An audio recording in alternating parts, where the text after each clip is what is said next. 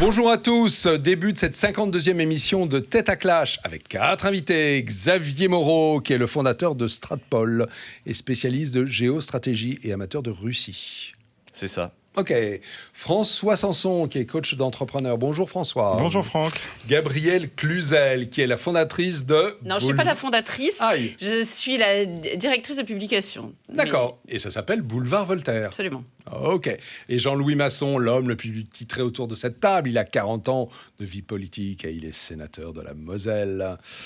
Bonjour Monsieur Masson. Alors, on commence tout de suite.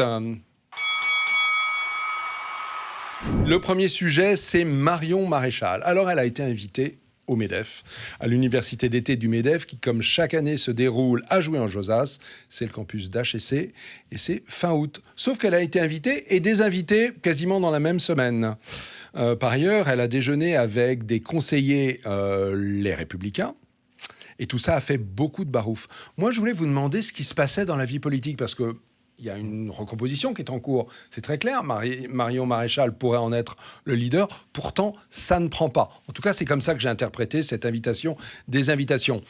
Je vois Jean-Louis Masson qui n'a pas l'air d'accord avec moi. Qu'est-ce que vous en pensez ? Eh bien, moi, ce que j'en pense, c'est qu'il faut clarifier la vie politique. Et tout le problème réside dans les Républicains. Les Républicains, c'est une fausse droite où il y a des militants, et moi j'ai été pendant 30 ans parlementaire RPR, et où il y a des militants qui sont vraiment à droite, et puis les dirigeants ont subi une dérive complète, et maintenant c'est devenu le centre, c'est devenu un magma centriste où on trouve, comme une auberge espagnole, on trouve de tout, hein, et surtout pas des gens qui veulent se reconnaître de droite. Ça, c'était un petit peu avant, non ? Non, mais les Républicains sont des gens qui disent « nous, on est de droite au moment des élections oui. » et qui, en fait, sont dans intrinsèquement centristes. Enfin, je parle des dirigeants intrinsèquement centristes. Donc, je suis très heureux du résultat des européennes pour ce qui concerne les Européens, parce que l'intérêt de la France et l'intérêt de la droite, c'est que les Républicains explosent. C'est pas possible de continuer avec des gens qui trompent leur électorat. Et moi, je peux vous dire que s'il y a des élections, je préfère encore voter pour des gens de chez Macron qui affichent les couleurs que des gens sournois. Hein, et qui dévient complètement, les Républicains, ils sont habillés mais qui pour trompent, l'été, hein. et qui trompent leur électorat. Parce que moi, je suis scandalisé de voir ces gens-là, quand on voit les langages qu'ils tiennent, se présenter au moment des élections en disant c'est nous la droite. Monsieur c'est Masson, pas eux la droite. Jean-Louis Masson, la stratégie de Marion Maréchal, c'est justement une union des droites. Oui, mais et ça marche si, pas. Mais ça doit être l'union des droites, mais pas avec la fausse droite. Si vous mettez la fausse droite dans le système, hein, et notamment les responsables des Républicains qu'on entend parler, etc., eh bien, à ce moment-là, vous aurez le même cirque, et quand je dis cirque, je suis poli, vous aurez le même cirque que celui qu'on a eu quand on a fait l'UDF, en fusionnant le RPR. La pire des choses qu'il y a eu, c'est quand on a fait plutôt l'UMP, en fusionnant le RPR avec l'UDF, parce qu'on a mis des centristes qui n'avaient pas de militants, hein, qui avaient très peu d'électeurs, mais qui ont noyauté, absorbé et qui ont imposé leur vue. Et moi, je crois que c'est une œuvre de salut public que de liquider les Républicains. D'accord. Gabrielle Cluzel, le fait que Marion Maréchal ait été invitée, désinvitée, à ce qui n'était d'ailleurs qu'un débat, hein, auquel d'autres vont participer, François-Xavier Bellamy, des Gilets jaunes... Même Robert Ménard. Et Robert Ménard, comment vous avez pris cette invitation, désinvitation Alors moi, j'avais trouvé Geoffroy Roux de Bézieux très malin sur ce coup-là. Je le suivais d'ailleurs depuis plusieurs mois avant qu'il désinvite Marion Maréchal. Oui. Je trouvais assez intéressant son invitation parce qu'il avait dit dans le Figaro qu'il avait pris conscience, et c'était une évidence pour tout le monde, en dehors du MEDEF, que le MEDEF était devenu, pour les Français, un club de l'entre-soi, de grands patrons. Alors, ce qui n'est pas en réalité, thème pour être élu. Hein. Ce qu'il n'est pas en réalité, dit-il, puisque 90% des adhérents sont des PME. Il a bien compris avec le mouvement des Gilets jaunes.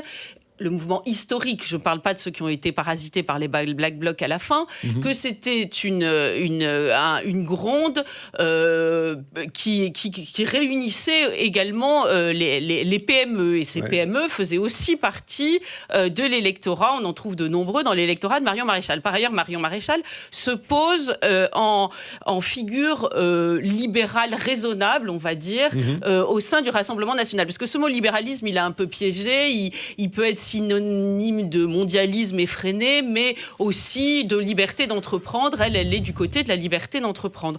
Donc, elle a choisi de se faire le héros de ces valeurs-là. Elle l'a dit dans une émission sur une chaîne concurrente. Et elle se met là d'ailleurs un petit peu à l'écart de Patrick Buisson, dont on a dit longtemps qu'il était son mentor, qui a été celui de Nicolas Sarkozy, qui lui dit que maintenant la ligne de fracture serait entre libéraux et non libéraux. Elle trouve que c'est plus compliqué que ça. C'est la stratégie Zemmour-Buisson qui est un petit peu différente de celle de Marion Maréchal. De la sienne. Elle est plutôt dans une union des droites sur des facteurs plus conservateurs, souverainiste, enraciné. Et donc, elle était un parfait produit pour être invitée au MEDEF. Je ne comprends pas très bien, parce que je croyais que Geoffroy Roux de Bézieux, c'est en tout cas ce qu'on m'avait dit, était une forte personnalité. Il devait bien se douter, en faisant cette invitation, ses communicants, je vais laisser monsieur parler, qui doit savoir ça mieux que moi, mais avait dû lui dire, il va y avoir une petite gronde. Et pourtant, les frondes médiatiques, elles durent jamais très longtemps. Les tapettes médiatiques, si on fait le dos rond, elles passent vite. Je trouve curieux qu'il ait si vite battu en retraite, sachant que du coup, il mécontente tout le monde. Ceux qui ont été mécontents de l'invitation et ceux qui sont mécontents de la désinvitation, si vous me permettez ce néologisme. François Sanson, quel est votre regard sur cette désinvitation ? Alors, j'ai un regard qui va au-delà de la désinvitation. Je pense qu'effectivement, il y avait un très bon coup... je pense sincère de la part de Geoffroy Roux de Bézieux. Je ne suis pas un fan du MEDEF parce que j'appartiens moi-même et je suis aîné d'une autre organisation patronale qui d'ailleurs est considérée plus centriste. Alors pour le coup, je me demande quand même. Moi, ce qui m'a le plus choqué dans cette histoire, ça a été pourquoi il a plutôt cédé à la pression d'élus LREM. Qui ne sont pas notoirement ses individus, ses adhérents et ses membres.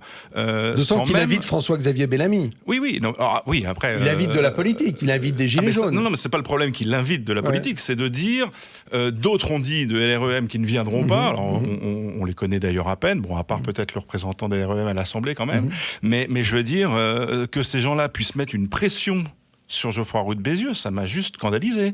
Et vraiment, on repart aux plus mauvaises années du CNPF avec une histoire comme ça pour moi. Parce que CNPF a été fondé sous Pétain, c'est à se demander s'il n'y a pas des restes. D'accord. Xavier Moreau, vous aussi, vous pensez que c'est une retraite un peu piteuse et un peu étonnante ? C'est assez piteux. Moi, je suis assez d'accord sur le fait que la liquidation des LR serait une bonne chose.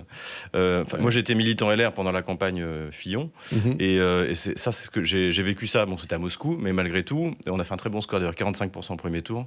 Ah oui, LR à Moscou ? 45% LR, 15% Front National. Mais en revanche, après, tout a basculé chez Macron. Mais ce que j'ai vécu de l'intérieur, c'est que les militants LR sont plus à droite que les militants du Front National, par exemple. Notamment sur les questions économiques. Donc les militants sont à droite, mais les cadres, ça c'est vrai, les élus sont à gauche. C'est une réalité. Et il y a en France un boulevard pour un parti de centre-droit. En France, il n'y a pas l'équivalent d'Orban, il n'y a pas l'équivalent d'Edina Erlassier, le parti de Poutine. Et moi, j'aimerais bien que Retailleau, par exemple, m'explique en quoi il est à droite. Sur les questions internationales, il est pour l'OTAN, donc c'est comme François Mitterrand en 1966. Sur les questions économiques, alors je ne sais pas trop, parce qu'en plus c'est la cacophonie. Sur les questions sociétales, il est à gauche, voire d'extrême gauche, puisqu'il ne remettra pas en cause le mariage pour tous. Et sur les questions intérieures, que je sache, il n'est pas pour le droit du sang.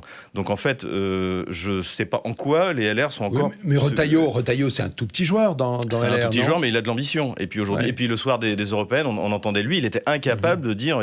C'était très intéressant, il était face à Thierry Mariani, que j'apprécie beaucoup, et qui lui a dit... Qui lui est passé... lui, il est passé avec un... C'est d'ailleurs pour ça que j'ai voté Rassemblement National. Et il lui a dit, ceux qui ont fait les bons scores, c'est ceux qui étaient clairs. Et il avait raison. Et en fait, on avait François-Xavier Bellamy en tête de liste, mais derrière, on n'avait que des juppéistes. Or, les jupéistes, c'est ce que j'appelle le gauchocentrisme. Donc, et les gens sont pas stupides, surtout les gens qui votent LR d'habitude, et ils ont fait ce que vous avez dit, c'est-à-dire, quitte à voter pour du gauchocentrisme, autant voter pour ceux qui sont ouvertement gauchocentristes, et si vous êtes de droite, vous votez le moins à gauche de la vie politique française, et je pèse mes mots. Autrement dit, Roux de Bézieux, il a cédé à une sorte de coalition des élites, qui est quand même qui a fait de la lutte contre le Rassemblement national son cheval de bataille. Qui est même candidate à être Premier ministre de Macron, je veux dire. Elle a dit que c'était très grave. C'est ce qui a un côté amusant, parce qu'on se dit, mais qu'a fait Marion Maréchal? Elle doit dévorer des petits chatons tous les matins au petit déjeuner, où elle a assassiné sa grand-mère. C'est vrai que c'est des réactions un petit peu irrationnelles. Mais ce qui est curieux, c'est qu'il ne les ait pas anticipées. Moi, il me semble quand même que sur la question des Républicains, moi, je ne trouve pas que ce soit une bonne nouvelle, contrairement à vous, le score le résultat des dernières élections européennes, parce que je constate que tout le monde se dit si on rajoute le score du Rassemblement national et de François-Xavier Bellamy, voilà finalement ce que représente la droite, et dites donc, c'est quand même pas grand-chose. Oui, c'est parce qu'on a dit que les LR s'étaient resserrés autour de Sens commun, quoi. Voilà. C'était à peu près le score de LR de mémoire était très proche de celui de Fillon en nombre de voix au primaire. Alors, ça a tendance à démonétiser l'option conservatrice qui est précisément celle de Marion Maréchal, alors même que dans les autres pays où les populistes, entre guillemets, pour faire vite, sont arrivés au pouvoir, ils ont endossé l'option conservatrice avec le paquet total. D'ailleurs, on voit bien que le Rassemblement national sans l'option conservatrice, c'est Philippot, ça fait pas des résultats fantastiques, sans vouloir, en restant charitable. Donc, je crois que le problème est néanmoins là, c'est que ça renvoie à une situation qui n'est pas très favorable pour une vraie droite, quand on additionne tout. Jean-Louis Masson, le fait aussi que des conseillers LR aient déjeuné avec Marion Maréchal et que ça a été très mal perçu, vous le lisez comment ? Moi, je suis favorable à une vraie droite, mais il est impossible de créer une vraie droite avec les Républicains. Et quand vous mettez une pomme pourrie dans un cajot, elle fait pourrir tout le cajot. Donc si on veut sortir, faire émerger je dirais une force de droite claire, il faut que les Républicains disparaissent. Oui, mais ce parti-là, il n'existe pas à travers le Rassemblement national, déjà ? Mais disons, le Rassemblement national... Je pense que le Rassemblement national, c'est pas un parti de droite. C'est pas un parti de droite, non, mais sur certains domaines, oui. Sur le domaine des relations internationales, je dirais oui, c'est du gaullisme. Sur les domaines économiques, c'est de l'ultra-gauche. Sur les domaines des sociétales, on va dire c'est gauche modérée, puisqu'ils veulent, je crois, revenir sur le mariage homosexuel. Et sur le domaine de l'intérieur, oui, c'est un parti de droite, puisqu'ils sont pour le droit du sang.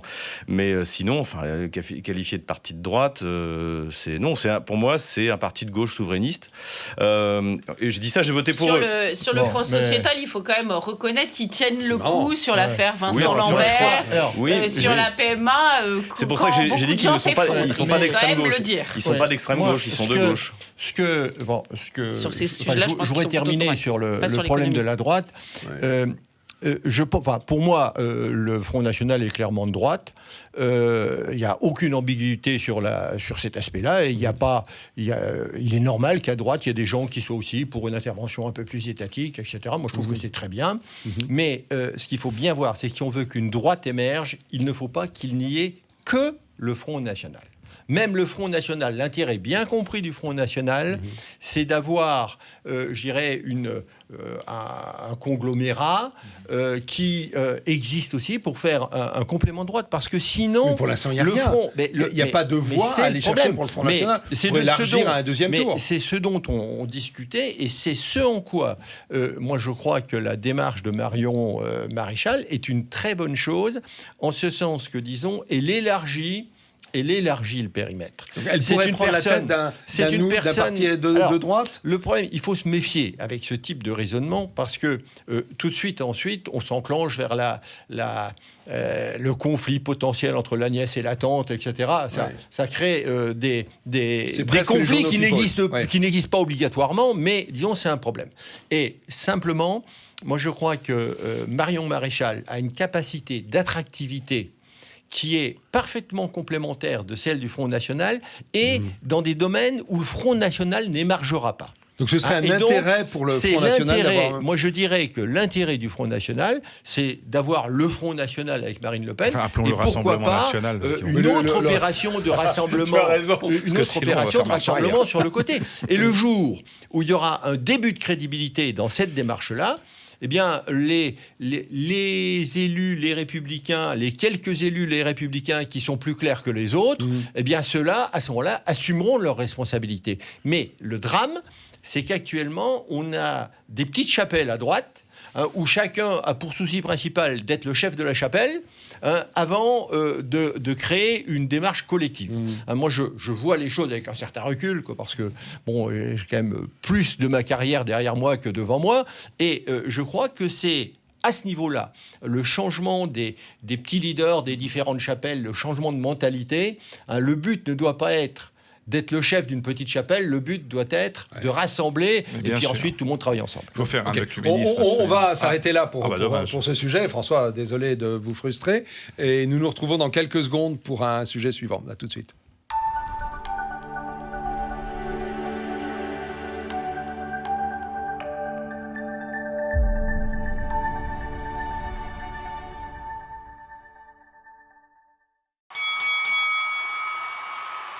Rebonjour, nouveau sujet à ce Tête à Clash numéro 52.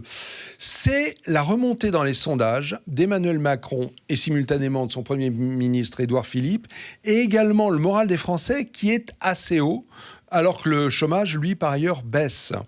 L'un allant peut-être avec l'autre. Est-ce que ça vous étonne ? Parce que, franchement, après les Gilets jaunes, l'analyse commune, c'était le pouvoir est mal parti et les Français ne sont plus derrière lui. Ça vous étonne, tout ça, Gabrielle Cluzel? Moi, je pense qu'il y a des sondages qui sont, malgré tout, un peu des villages Potemkin, si je peux me permettre. Ouais. Parce que je ne crois pas que les Gilets jaunes... Oui, voilà, c'est par courtoisie. Des petites références russes. Il y a des... je ne crois pas que les braises des Gilets jaunes soient éteintes. Je pense qu'elles sont prêtes, au contraire, à se rallumer à la première étincelle. Le moral des Français est au plus haut. Je ne sais pas quel Français, parce que je dois vivre dans une capsule sur la Lune, moi, parce que les gens que je rencontre ne sont pas spécialement satisfaits. Je dois dire qu'actuellement, moi, ce que j'ai vu, c'est l'omniprésence de la canicule qui a servi de manteau de Noé à tous les autres problèmes des Français aujourd'hui. Finalement, exit le burkini, exit l'agression de policiers à Rouen. On parle de la canicule comme si c'était une espèce de tarentule, d'armée d'occupation. D'ailleurs, sur un plateau télévisé, j'en ai vu certains comparer ça à l'armée d'occupation allemande. Ça va quand même assez loin, cette histoire de canicule. Alors, je ne dis pas que ce n'est pas un problème de santé publique, au contraire, parce que la canicule de 2003 avait mis en avant vraiment de vrais soucis de solidarité dans notre pays, de vrais soucis de délitement de lien social. Néanmoins, on se demande si ça n'a pas servi d'écran de fumée. Le chômage en baisse également, je demande à voir, on sait très bien que, mais je vais laisser parler 8,7%. C'est extrêmement bas. Faudrait additionner les 4. Voilà, le problème, c'est... Faudrait additionner les 4. Voilà. Oui, alors après... Mais en comparant les mêmes indices, le chômage au plus bas, c'était juste avant la crise. On change le thermomètre pour faire baisser la température. C'est facile. Ça fait des années que ça dure quand même. Si vous prenez les catégories... la catégorie A, ceux qu'on compte aujourd'hui, c'est quand même ceux qui ont été le plus restreints parce qu'on a toujours trouvé celui qui avait même 1 heure de formation professionnelle passer immédiatement en catégorie B, etc. Donc il y a vraiment des abus au niveau de la statistique. Enfin, ça, l'INSEE nous a habitués aussi depuis des années. Mais par ailleurs, le global Emmanuel Macron et Édouard Philippe remontent. Alors certes, il y a plus de 2/3 des Français qui sont toujours opposés à... C'est les vacances, le moral est bon. Enfin, je pense que c'est le soleil et les vacances. Moi, je suis assez d'accord avec Xavier. C'est la seule explication, il fait beau. Et donc, il y a peut-être aussi une explication, c'est que l'État s'est réendetté de 11 milliards d'euros. Ça, c'était les Gilets jaunes. Donc voilà, donc effectivement, on distribue de l'argent qu'on n'a pas, on endette les générations futures. Et en plus, aujourd'hui, ce qui est impressionnant, c'est ce qu'on entend, notamment dans les économistes de gauche, c'est-à-dire qu'on peut s'endetter. C'est pas un problème puisque les taux sont bas. Comme si on ne remboursera jamais. C'est un peu la théorie américaine aussi.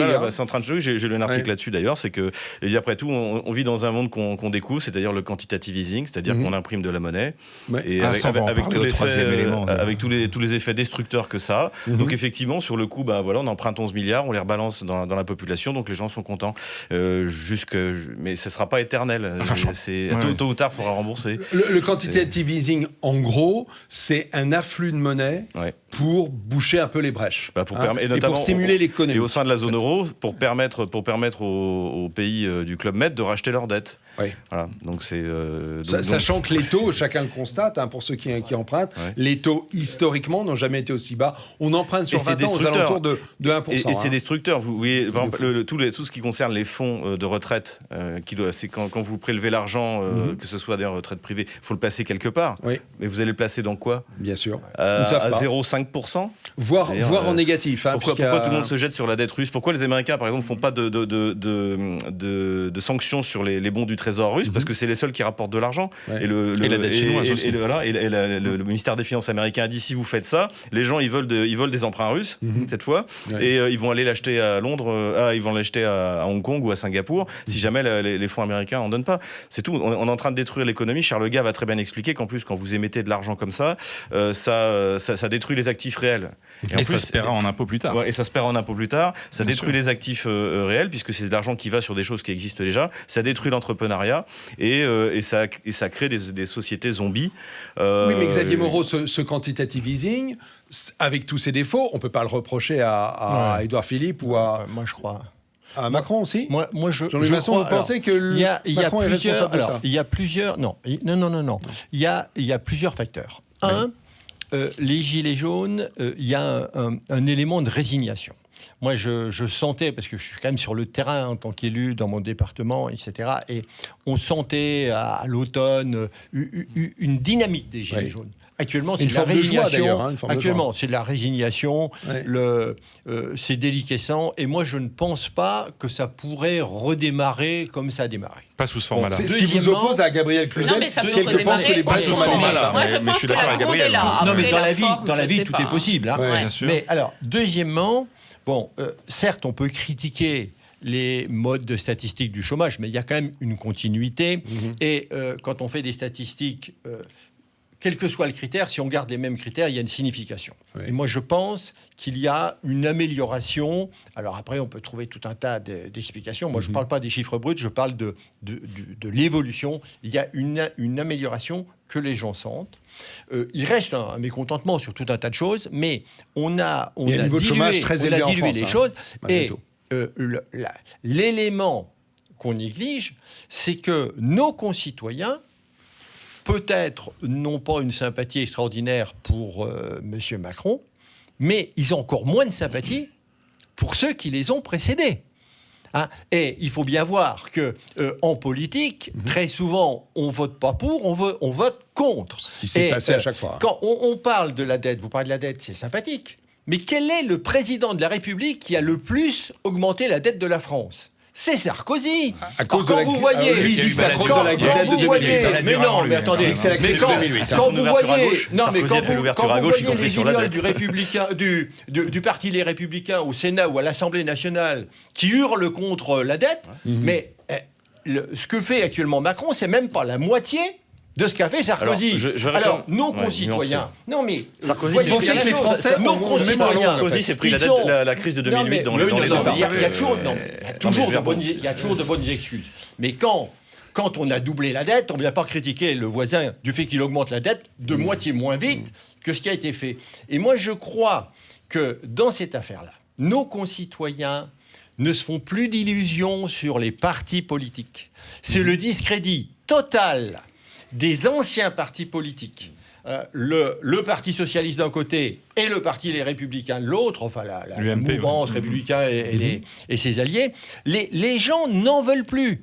Et on peut dire, Macron, il a tel sondage qui n'est pas très très bon de popularité, mais comme ces sondages de popularité sont encore meilleurs que les sondages de ceux qui pourraient lui faire de l'ombre, de toute manière, je pense qu'il est parti. Qu'est-ce qui pourrait refaire chuter Macron et Édouard Philippe ? Non, alors moi, je vais vous répondre, mais je voulais déjà répondre à monsieur, parce que je trouve que votre mot est tout à fait juste.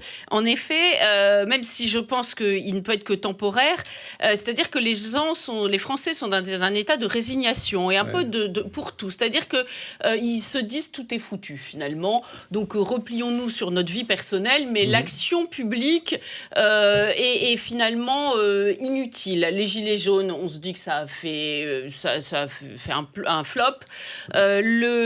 Sur la question de l'identité, finalement, bon an, mal an, le communautarisme continue d'augmenter. On voit bien que l'immigration, rien n'est fait pour la juguler. On voit bien même au niveau européen, ceux qui ont eu réellement, on va en parler tout à l'heure je crois, mais ceux qui ont réellement une volonté de faire quelque chose, c'est extrêmement compliqué. Donc il y a un état de résignation et de sidération et de désintérêt pour la chose publique. Ça, c'est URSS années 80. Évident. C'est ce que vous décrivez, c'est l'URSS des années 80. Mais en même temps, Emmanuel Macron apparaît, en tout cas c'est comme ça qu'il se présente, comme un président volontariste. Non, mais c'est un président, pardon, mais quand je vois hier, on me dit, les chômages baissent, l'économie va plutôt bien, le moral des Français est au plus haut. Enfin, j'apprends hier que Conforama a autant licencié que Amazon a recruté. Ouais. Mais comment voulez-vous que nous luttions ? Et c'est vrai de plein de domaines. On parle des Américains, mais il y a les Chinois en embuscade. Enfin, comment voulez-vous que nous luttions ? Est-ce que vous croyez vraiment qu'Emmanuel Macron est en train d'apporter des solutions ?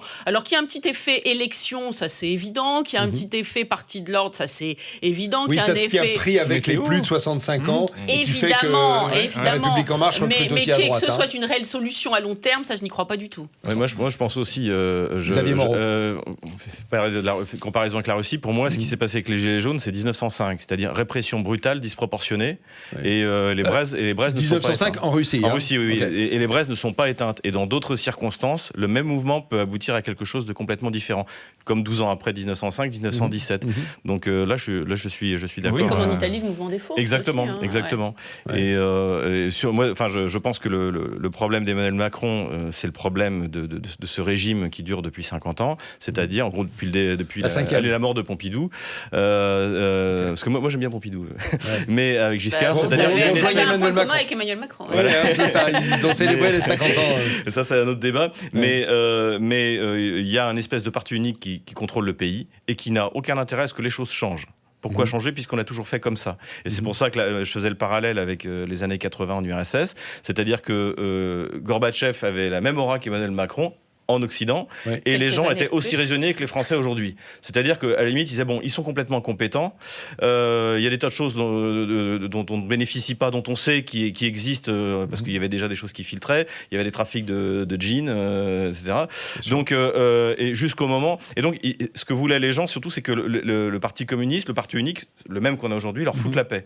Jusqu'au jour où ils ont trouvé une idée géniale, quand il y a eu ce fameux putsch, où ils ont envoyé les chars dans Moscou. Et alors là, les gens disent, non, là, vous exagérez. Et donc, ça a été la révolution. Et je pense qu'on est dans la même situation, c'est-à-dire qu'il y a une résignation. Les Français ont bien compris que le régime était incompétent, et ce qu'ils veulent aujourd'hui, c'est qu'ils le foutent la paix au maximum. Donc si Macron fait pas de bêtises, du genre réaugmenter... Parallèle avec Gabriel Cluzel, repli sur soi, je pense, abandon de la chose publique aux incompétents qui s'agitent à la télé.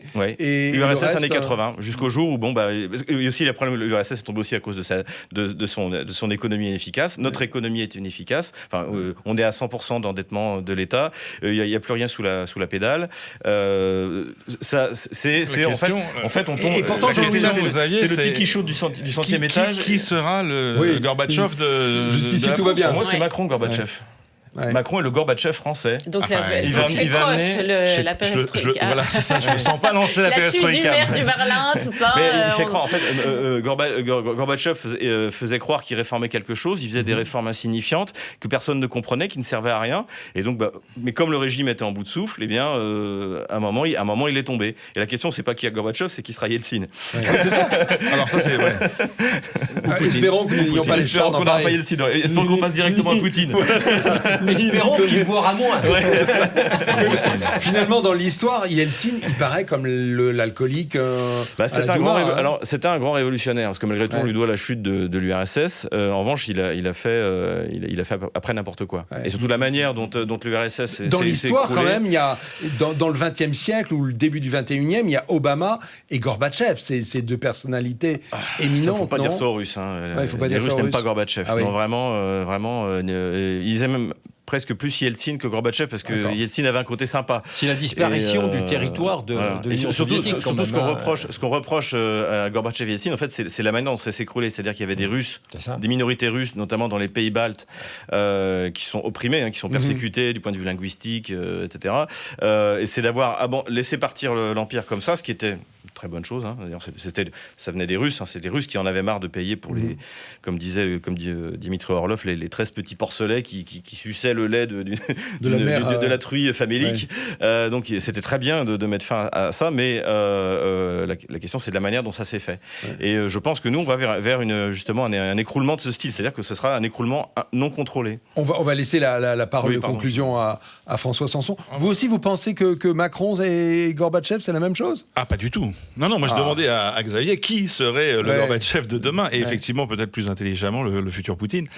Moi aujourd'hui je pense qu'on est encore dans une situation où il y a le moral qui revient à Macron, enfin la cote de popularité. Et le chômage qui est en baisse, non mais il ne faut pas s'obséder sur le chômage en baisse, ça va remonter, il ne faut pas s'inquiéter, je veux dire, c'est pas le sujet. Il n'y a pas de changement structurel. Il n'y a pas de changement structurel. Il n'y a pas de changement. Je veux dire, Gabriel disait tout à l'heure que le moral des Français, à part le fait qu'ils partent en vacances et qu'effectivement la canicule est finie, il n'y a pas grand-chose qui les motive. Alors peut-être l'arrivée de rendez-vous à la rentrée pour Christine Lagarde au FMI, peut-être. Ça va. Ça c'est tout nouveau. Pas au FMI, à la BCE, je veux dire. À la suite du FMI. Ça va être un scoop. Ok, très bien. Bon, écoutez, on en reste là pour ce sujet et je vous retrouve dans quelques secondes pour un dernier sujet de ce Tête à Clash numéro 52. À tout de suite.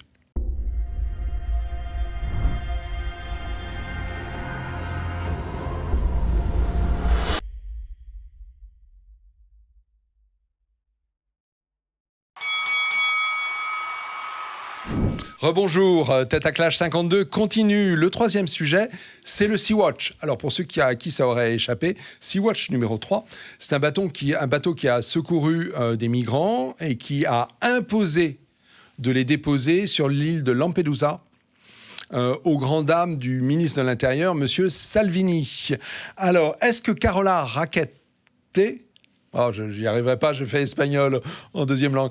Est-ce que c'est une héroïne ? Ou est-ce que c'est une coupable qui doit une emmerdeuse ? Je vais vous citer le ministre, comment s'appelle-t-il ? Matteo Salvini, j'y arrivais il y a 10 secondes, qui l'a traité d'emmerdeuse. Est-ce que c'est une emmerdeuse ou est-ce que c'est une héroïne ? Allez. C'est une fanatique. C'est une fanatique.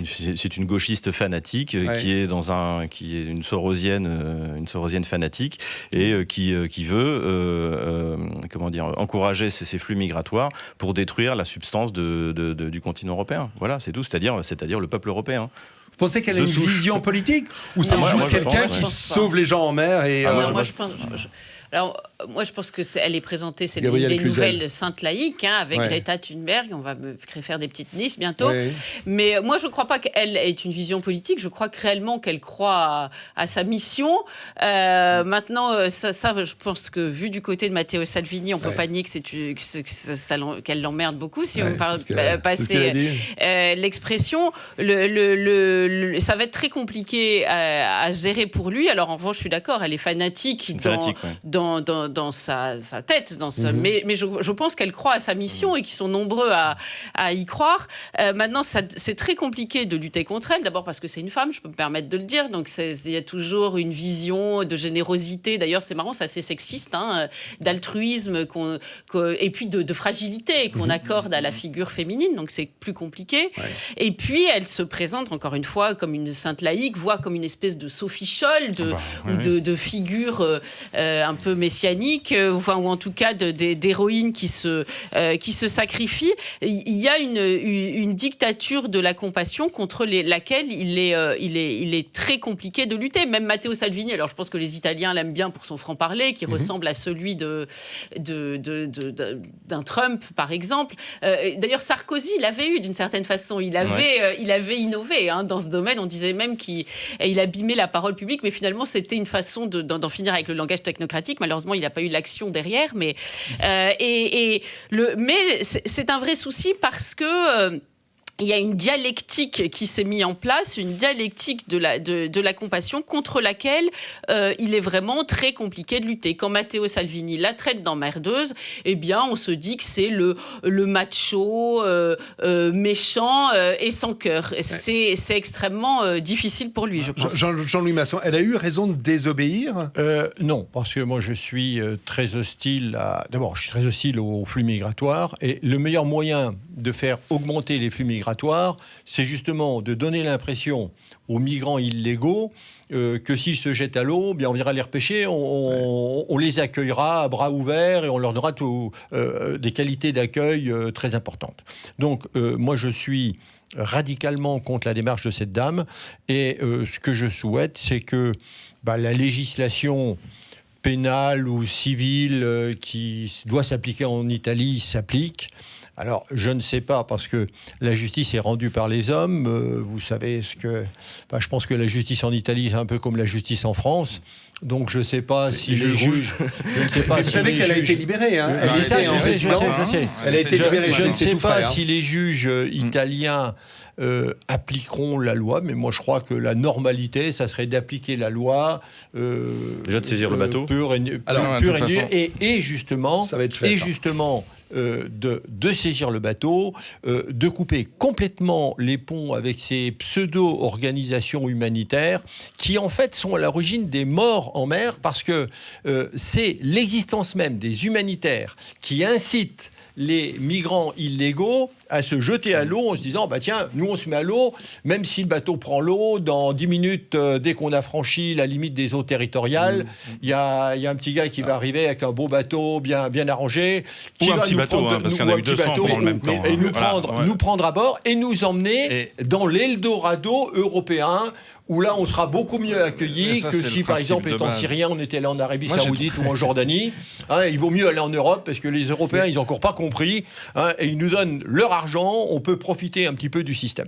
Donc je crois qu'il y a un vrai problème et cette dame elle menace l'équilibre de notre société. François Sanson, le juge des libertés italien l'a relâché et en gros dit que le droit de la mer internationale, qui est un droit du secours, lui faisait obligation de secourir les migrants et d'ensuite d'aller les déposer quelque part. Mais c'est en ça que le débat est pervers. C'est exactement là. C'est qu'effectivement, on est tiraillé entre la réalité du droit maritime international, où là, évidemment, on peut considérer qu'à Lampedusa, c'était le port le plus près et le plus sûr par rapport à la Tunisie, où on sait ce qui se passe en ce moment, et la Libye, évidemment, d'où il venait.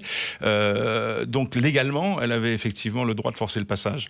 Et on n'est pas là ici pour juger du droit. À la désobéissance. Moi, je suis pas... Non, je la reviens. relâcher. Je pense qu'on a tout de suite élevé le débat. On n'est pas sur la technique de savoir est-ce que c'est bien, est-ce que c'est mal, est-ce que c'est une emmerdeuse.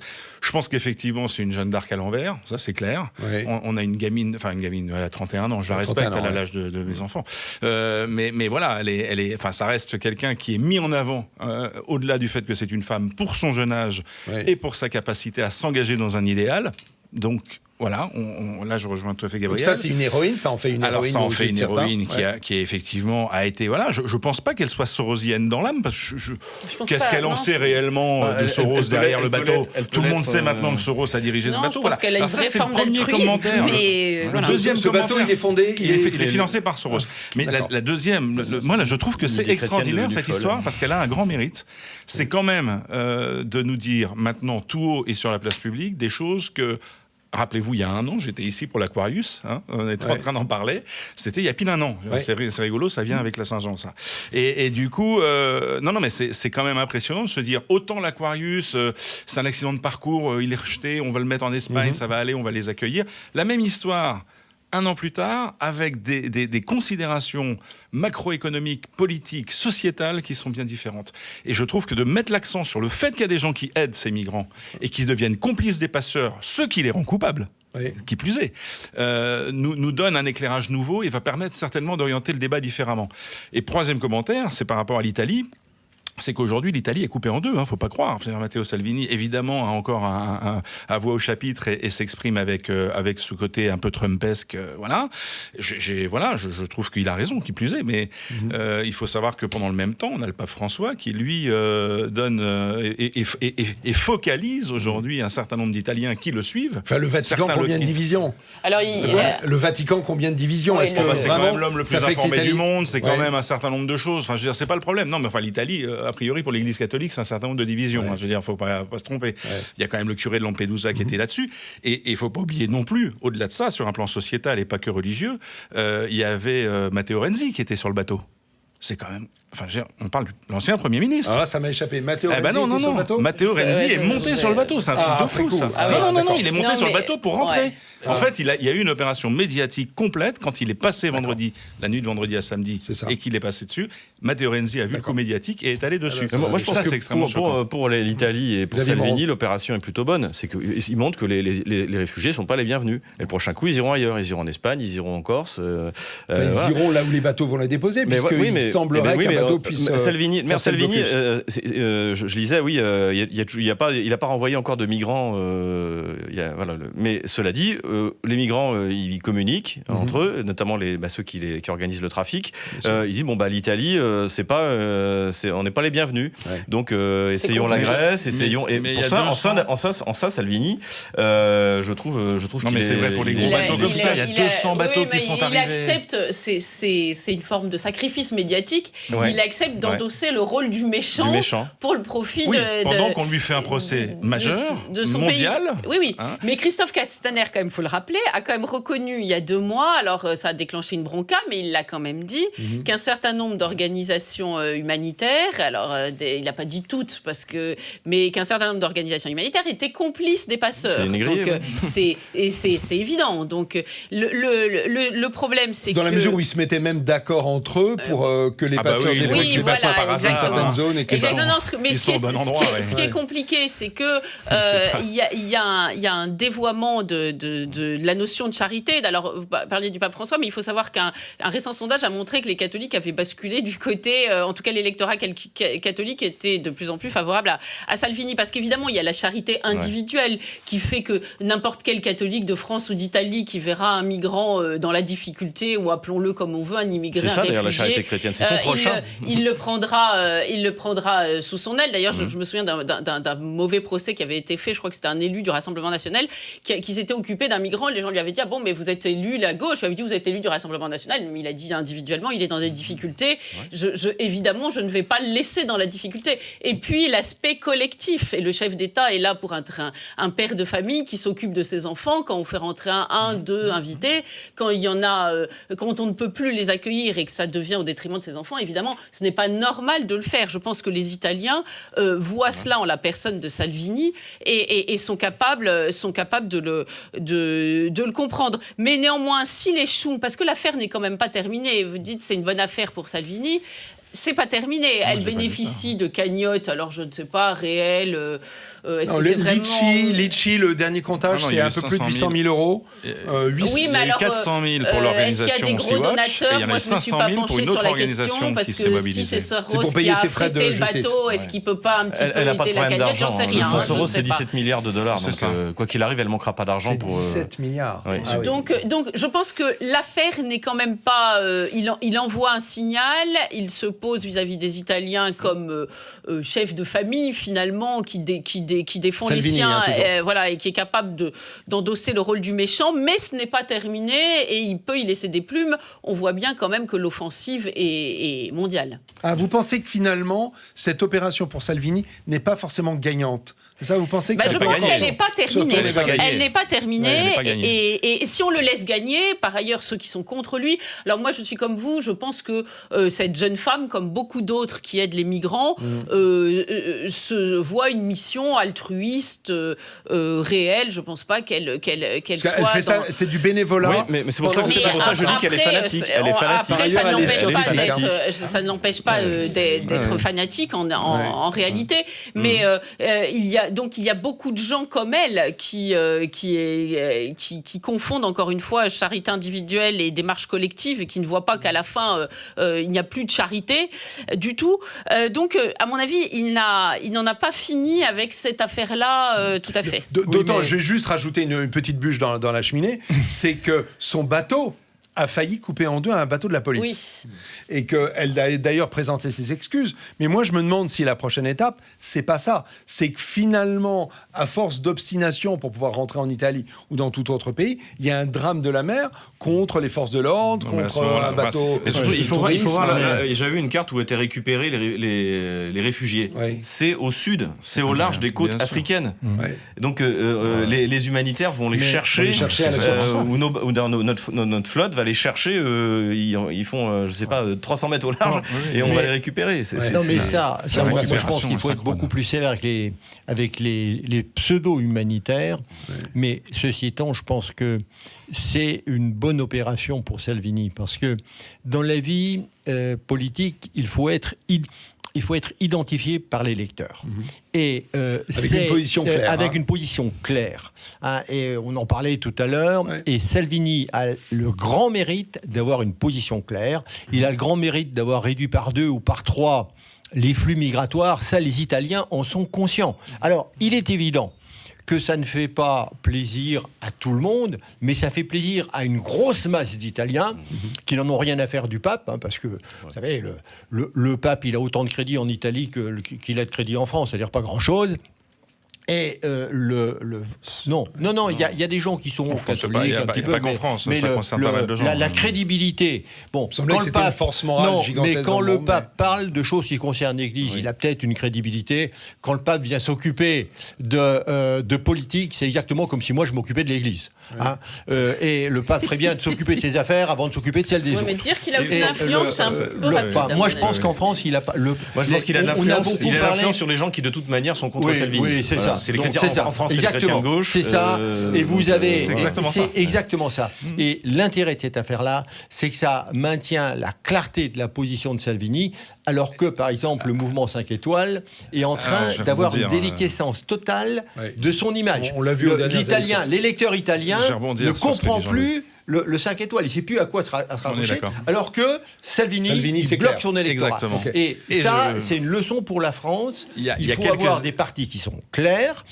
Je dirais que Macron est clair dans son genre, après on est pour, on est contre, et par exemple le Front National est clair dans son genre, d'autres partis tels que les centristes ou tels que le Front National n'est pas clair dans son appellation, parce que vous l'appelez Front National, donc c'est le Rassemblement National. Il y a encore des problèmes. Excusez-moi, c'est un lapsus.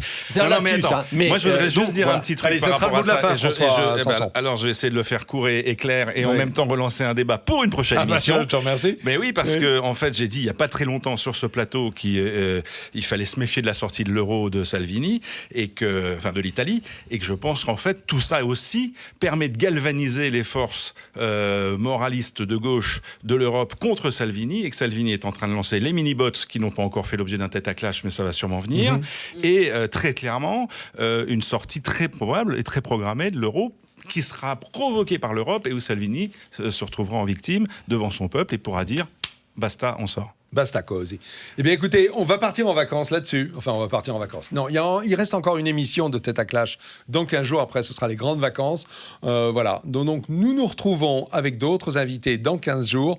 Merci de votre intérêt, votre enthousiasme, votre énergie pour cette émission, madame, messieurs. Et donc, dans 15 jours, pour la 53e émission de Tête à Clash. À bientôt.